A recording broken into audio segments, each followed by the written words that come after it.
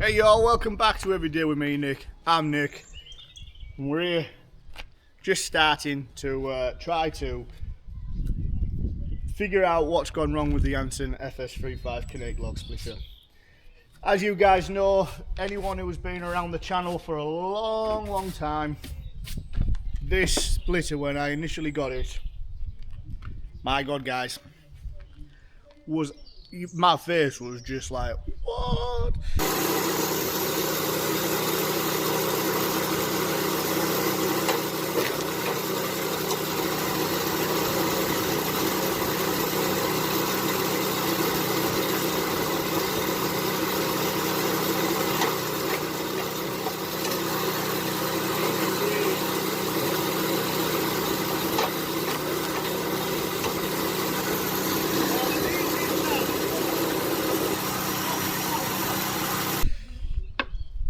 For manual splitters in the industry, for speed, you cannot beat these kinetic splitters. You cannot. Hands down, they are the fastest. Now, if you put it against a box wedge splitter, then I think you're in a different realm. A box wedge, you know, say on a, I don't know, let's say 12-inch piece, you may have to only go through 4 pushes, maybe, to get all them splits done, okay, on a box wedge. Whereas with a kinetic, you'll have to probably put it into 3 and then 3 again, so it'll be 6 cuts, six advances. Does that mean, you know, that's two more than a box wedge ram? But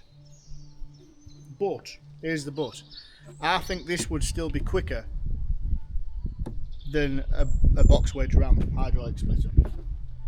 Reason being is because this is 3-second cycle time. Bang, bang, back, done.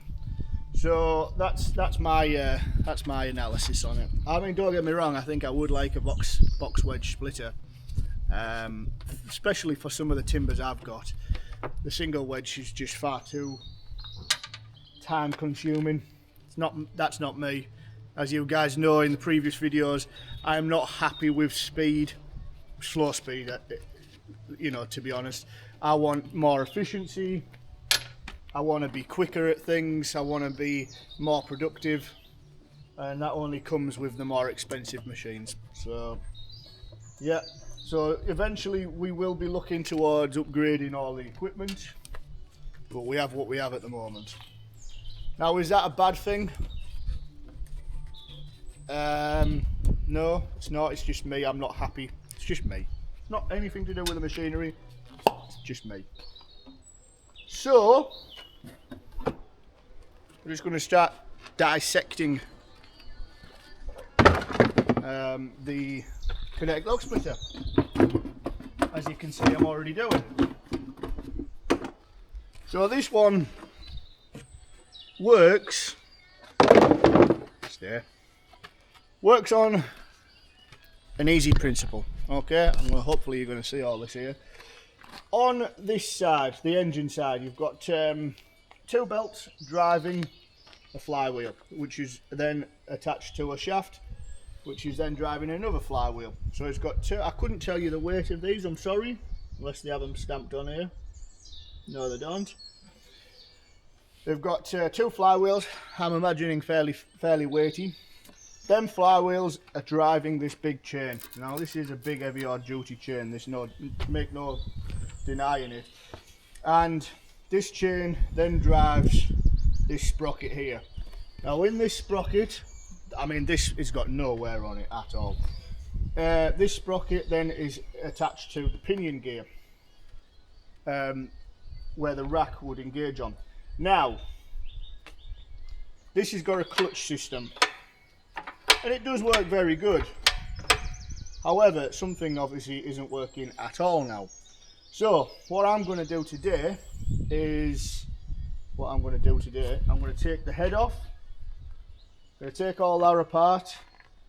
I'm going to turn my phone off because that's playing music.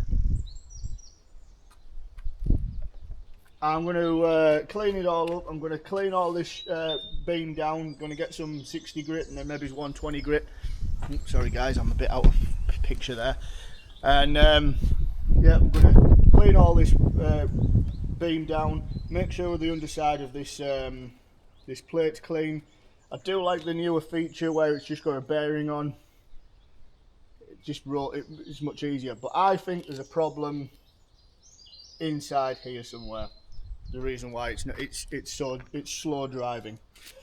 So yeah, that's today's plan, task, afternoon's job.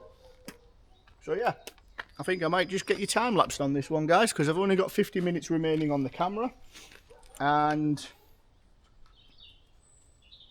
who knows. So let's start taking it apart. Right, I'm back. Let me turn this music down because I'll get a copyright strike against me. Absolutely balmy, isn't it? So I've got the engine side disassembled. Let's try and block the sun there. Right, so in there's that bearing there. Okay, it's a taper bearing, and it does need a clean out. I'm just going to go get all the go get some what am I calling it, brake cleaner. You can see there's a keyway shaft there. Okay, and just inside that keyway, you can just see a bit of a broken, there you go, see, right on the end of my screwdriver, a bit of broken piece. That broken piece is off this tab washer. Now on this tab washer, there's meant to be a tab that's just there, and that tab goes inside that. Now, in my experience with this, it requires that tab to keep it in place. Well, you know, I know it's not rocket science that, but it requires it to be locked in on this keyway, and then locked in on this tab nut. All right. So what I'm thinking of doing is completely bypassing this. I'll put this back in, don't get me wrong, but what I might do is I might drill and tap a hole, 2 holes, one opposite each other, and tighten this up. Might be worth even doing 4, 1 in each quadrant. And when I tighten the nut up with the washer on, I'll line it up so that the grub screw would go down through the thread and into that. I think that would be a better idea, personally. I've got no one to ask whether or not it is or isn't.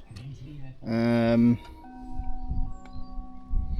I'm going to go with yes, it is a good idea. But yeah, I just need to get that cleaned out inside there, and I think the issues of the drive might be resolved then, because I think that's what's happening, is that it's not driving properly. But I don't know. I don't know if it. I have had issues with this tab washer in the past, so it could well be that. So I might do that. Go take this piece up to the other, up to my mum's. Get it on the drill press. Put a tap and thread through it. Drill it, tap it, and see how it goes. I've got some parts to clean up anyway. The whole beam needs cleaning off, as I said earlier, and yeah, let's just see what we can do. But I think that is the solution, I'm hoping, because there's never anything really broken on this clutch side. There hasn't been on the other unit that I had, so I don't know, guys. Let's give it a go. I did buy some more tab washers, but I can't remember where I've put them. I think I know where they are, but I have to go there and see first. I have to go up to my mum's house and have a look in there. I'm trying to transition everything that's important to me down here, but there's a lot of stuff, years and years worth of stuff. So right, I'll bring you back once I've got some sort of an update. See you on the next bit. Okay, we are back, and we had plan B in action, not plan A. So, what happened? Let me turn this music down again. There we go. Right, so, as I mentioned, the tab washer that was inside there, broken on the tab there. So what I've done is I drilled and tapped in each 4 quadrant of this lock nut, and I've tapped them, as I said, and I've put this one into the keyway. Now I don't know how long this is going to hold up for and if it will hold up at all, but I've tried. We'll give it a go. So that's all back together. Give it a light, it does state, I have been taught, sorry, to only lightly grease it and not overly over grease that area, so that has got like a light good greasing. Then the beam, I've got some 100 grit paper on, sanding disc,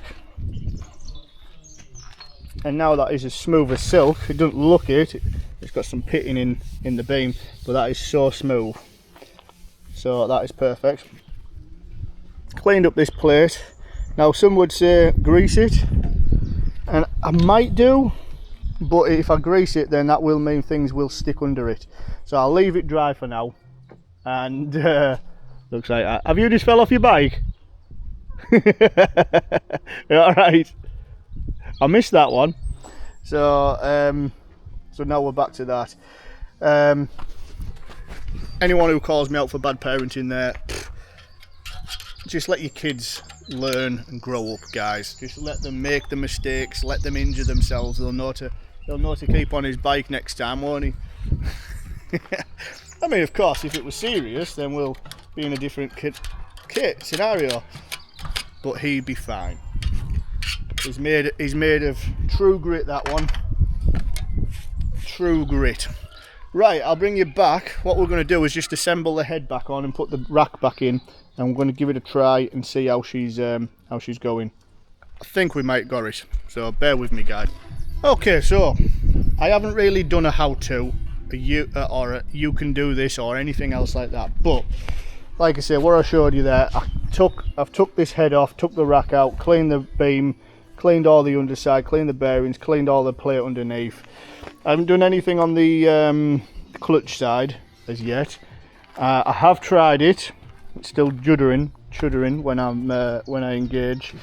I told you I have put a cap screw in there to see if that will engage drive, and we're going to put the covers back on. I mean, I should try it without the covers off, see if we can get anything, but I'm gonna put them back on because the kids are around. Hey Roxy, come on! But the kids are around and I don't want them to come anywhere near it whilst it's in operation. Yes, that's me thinking safely, guys. So I'm gonna put it back together. Just a few fixings in just to keep the cover on, but it did just judder again there, so I haven't obviously fixed it. I haven't fixed anything there. All I've done is put that tab washer back on and see if it's going to do anything. Now it did return very well. Obviously everything is cleaned up and smooth and slicker than snot, and so we're going to see what's what. But it did judder still. Now the juddering, I don't know if it's in the clutch side, if it's in the drive, but what I'm wanting to look at is there a way of making this a constant drive? Yes, there will be, definitely will be, but make it a constant drive and move this bearing here, this big roll, this light roller. It's probably just a bit of bar on, bit of round stock on a bolt. But yeah, get that, remove all this, well not this bit, remove this mechanism here, and make it like the super splitters, where you have to push down a handle onto this, what we're calling it, onto the rack. That might be an idea.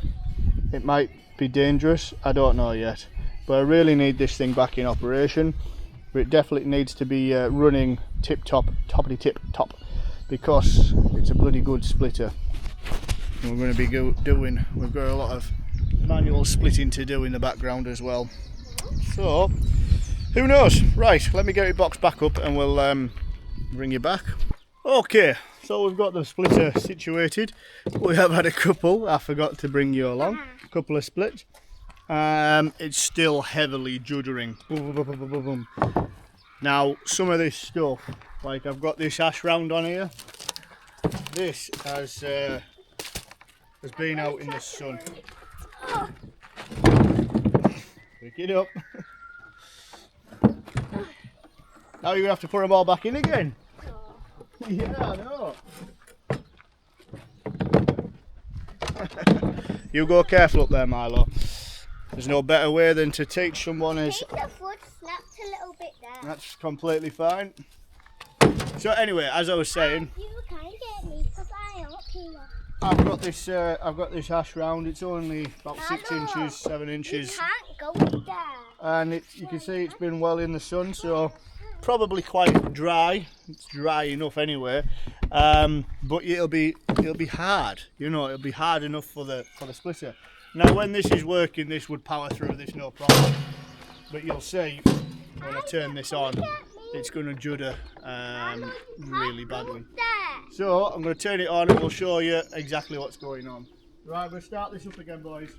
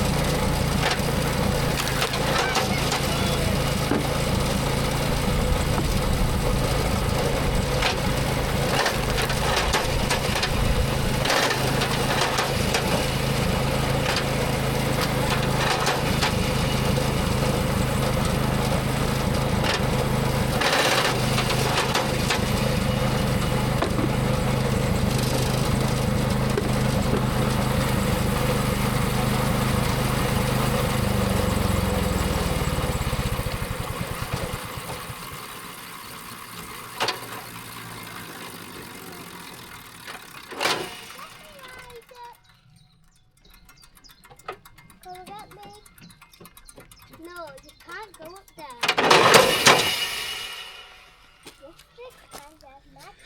So we've got just hold on a sec, boys. So we've got the rack returning very smoothly, very quickly, in fact. But that judder, bang, bang, bang, bang, bang, it just something not right. I don't know what it is. Yet again, I don't know what it is. We are going to be running this a little bit more soon. I've got a cage of hobbit wood hobbit firewood to do, which is only, as you can see, a lot smaller. It's probably 6-7 inches, 8 inches at the very, very most. You can see it's a lot smaller compared to. I know this bit's got to be split again, but you can see a bit of a difference there and how smaller it'll be. So yeah, cut a lot smaller, split a lot smaller, so it can go into hobbit stoves. I think that's going to conclude this one, but I don't know what I'm going to do moving forward with this. I really need it to work now. Have I got time to try and figure out a mechanism up the back, you know, the working end here, to make it into a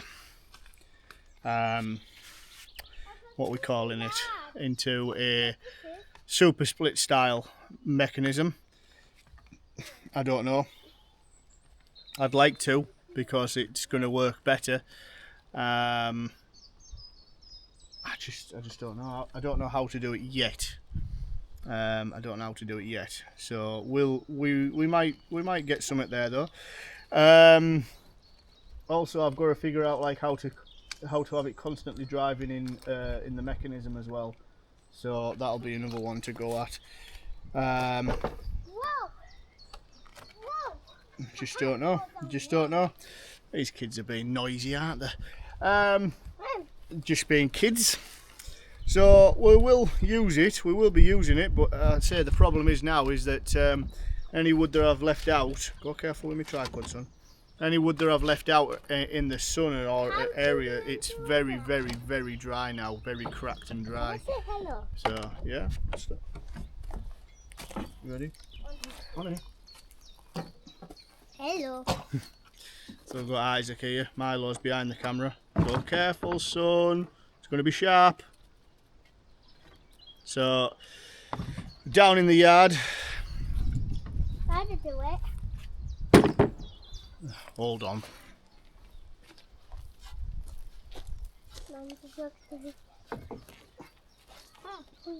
Go, put your feet up there. Hello. This is bulldozer, built like a cannonball. So yeah, we just need to figure this one out, because I need this in full production mode. Okay.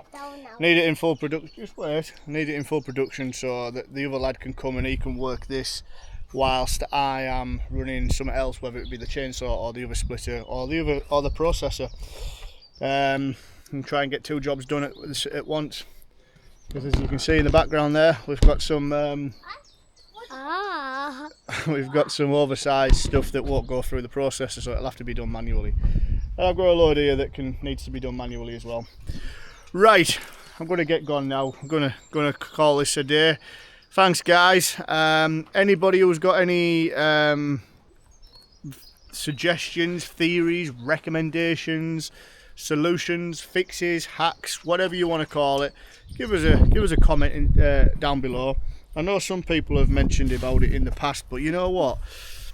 Everything that they've said that I've done, and it's not rectified it, so something's still not right. What? So yeah, we'll have to go from there. Right, we'll see you on the next one, guys. Take it easy. Bye for now.